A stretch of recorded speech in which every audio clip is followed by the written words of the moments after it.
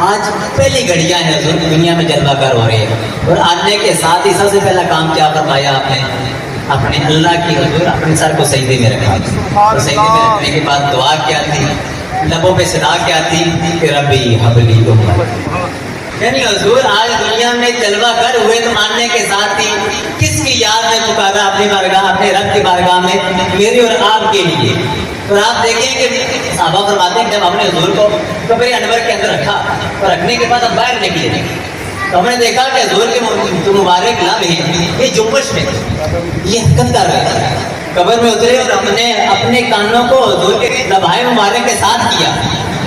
نبی پاکستان کے مبارک لبوں سے کیا الفاظ ادا رہے ہیں سنگیو، یقین جانے یہ سن کے نا ہمیں اس بات پہ کامل اکمل یقین ہو جاتا ہے بندے تو بڑے گناہگار ہیں لیکن انشاءاللہ سرکار کے صدقے بخشے جائیں گے۔ قبر کے اندر کیا فرما رہے ہیں؟ جو آپ کے لبھائے مبارک جنبش میں تھے نا، صحابہ فرماتے ہیں جب ہمیں اپنے کان لگائے نا تو صدا یہ تھی کہ ربی حبلی امت، یا اللہ میری امت کی بخشش فرما دے۔ اور سنگیوں اگر تبھی لحاظ سے اگر محبت کا کوئی معیار رکھا جاتا ہے کہ میں محبت کروں گا طبیعت کی چاہت کی وجہ سے، تو آپ دیکھیں کہ آمنہ کا لال آتے بھی مجھے یاد کر رہا ہے، جاتے بھی مجھے یاد کر رہا ہے۔ تو سب سے زیادہ اگر تبھی لحاظ سے محبت کا کوئی حقدار ہے تو وہ بھی آمنہ کا لال۔